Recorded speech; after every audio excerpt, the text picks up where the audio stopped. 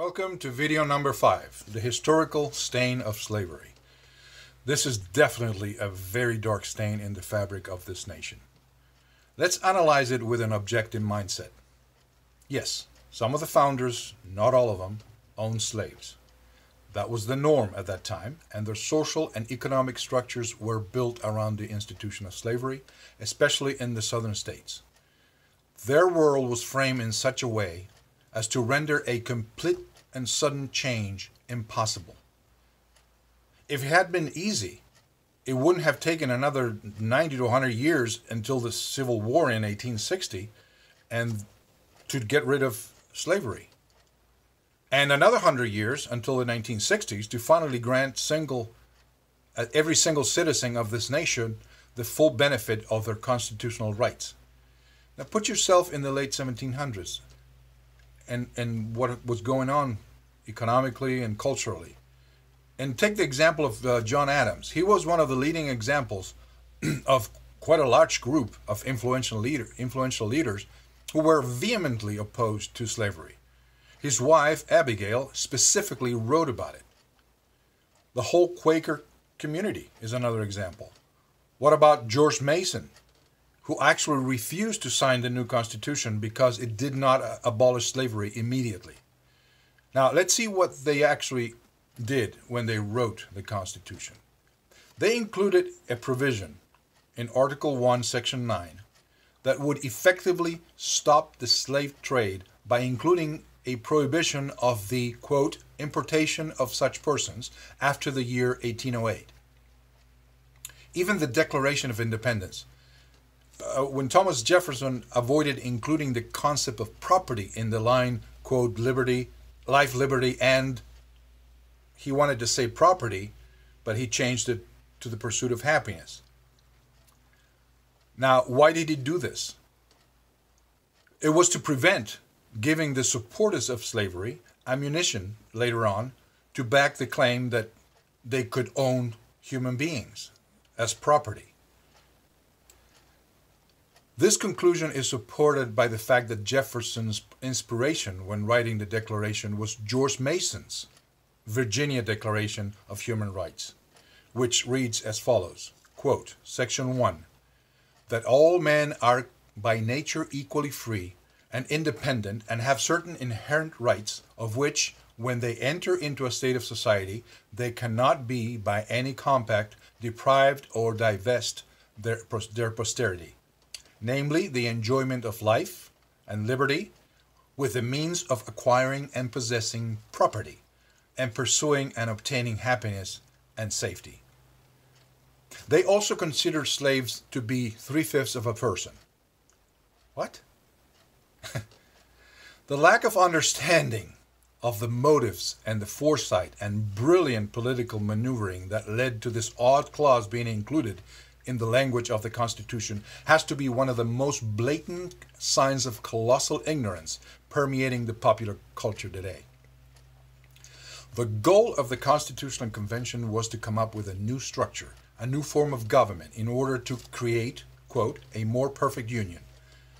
Of the 13 states existing at the time, the former British colonies, now in order to be able to achieve this, they had to compromise. The interest of the northern states and the southern states, because the way their respective economies were structured, were very different. The representatives of the North knew that they would never be able to create a union if they insisted on immediate abolition of the institution of slavery. It wouldn't be possible. They were realistic and pragmatic. When it came time to decide how many representatives each state was to have in the House of Representatives, they settled on population numbers. So, every so many counted people, the state would get a representative. This is the reason for the mandated census every 10 years, to know how many people there are. Guess what the slave states wanted to do? They wanted to count the black population as people, therefore increasing their number of representatives. The North argued with logic on their side that since the slaves were considered property, they could not be counted. Now, after heated debate and arguments back and forth, and being the ultimate goal to maintain the Union, they came up with a brilliant, clever compromise. To reduce power and political influence of the states in which the slavery was practiced, they settled on counting each member of the slave population as 3/5 of a person. Not because they consider black people 3/5 of a person, but it was a maneuver. So if you have to have 30,000 citizens to get one representative, they needed to count 50,000 slaves to get one representative. This reduced the representation of the slave states. As you can see, the inclusion of the 3/5 clause was really an anti-slavery move on the part of the abolitionists. Even more clever was the formula they came up with to calculate the amount of revenue to be collected from each state by the federal government. They connected the population count and the amount of property, slaves included, as property.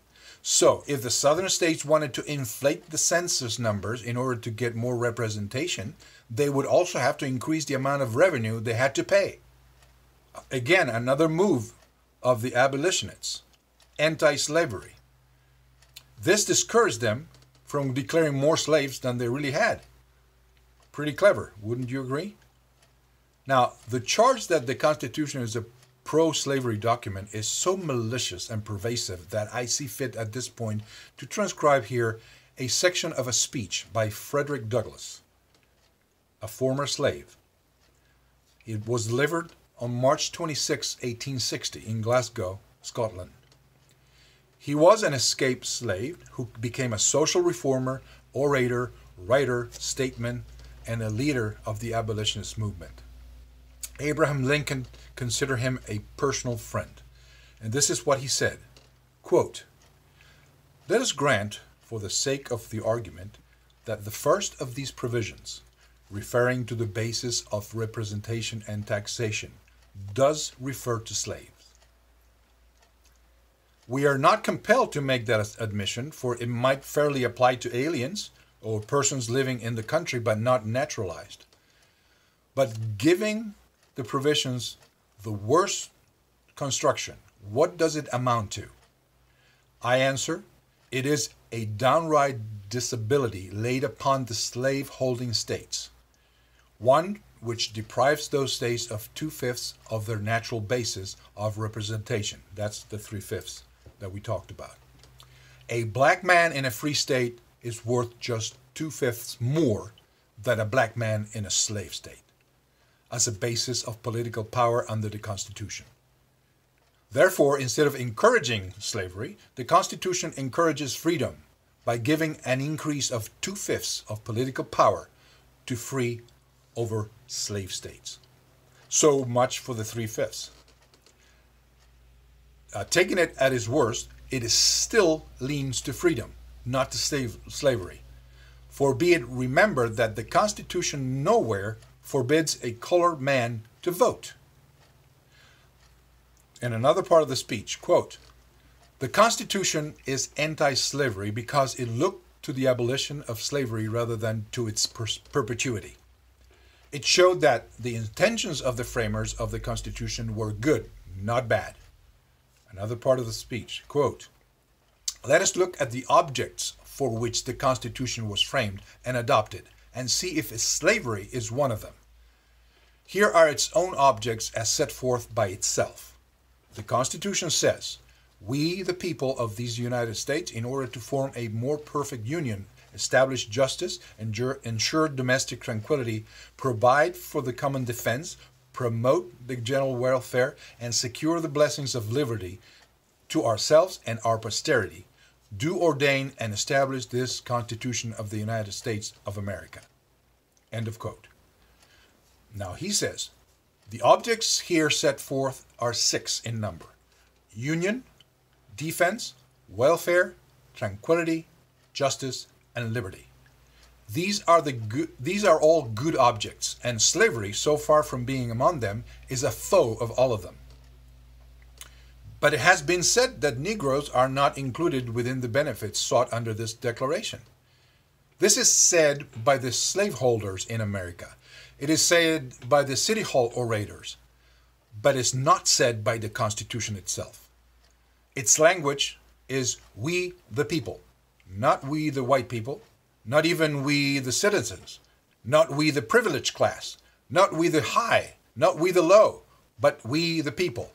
Not we the horses, sheep, and swine, and wheelbarrows, but we the people. We the human inhabitants. And if Negroes are people, they are included in the benefits for which the Constitution of America was ordained and established. But how dare any man who pretends to be a friend of the Negro thus gratuitously concede away what the Negro has a right to claim under the Constitution? Why should such friends invent new arguments to increase the hopelessness of his bondage? This I undertake to say as the conclusion of the whole matter, that constitutionality of slavery can be made out only by disregarding the plain and common sense reading of the Constitution itself, by discrediting and casting away as worthless the most beneficent rules of legal interpretation, by ruling the Negro outside of these beneficent rules, by claiming that the Constitution does not mean what it says and that it says what it does not mean, by disregarding the written Constitution and interpreting it in the light of a secret understanding. It is in this mean, contemptible, and underhanded method that the American Constitution is pressed into the service of slavery. We hear a lot about slavery and reparations these days. We are told how bad this nation is because of its history of 400 plus years of slavery, that the Constitution is a pro-slavery document written by white slave-owning men. What a blatant, simplistic, and malicious distortion of history. First, slavery has been a part of humanity since the very beginning. For most of human history, it was not considered immoral or wrong.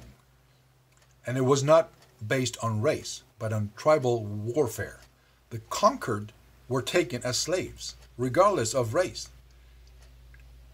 It was brought to the American continent by the Europeans, centuries before the creation of the United States of America. And as we have seen, the founding documents of this nation were pro-abolition. It is clear that this moral question was alive in the minds of many of the founders of this nation, even those who owned slaves. They knew it was a dark stain in the fabric of the new nation, and a time of reckoning was to come in the future. That time was the 1860s, when through one of the bloodiest civil wars ever fought, slavery came to an end.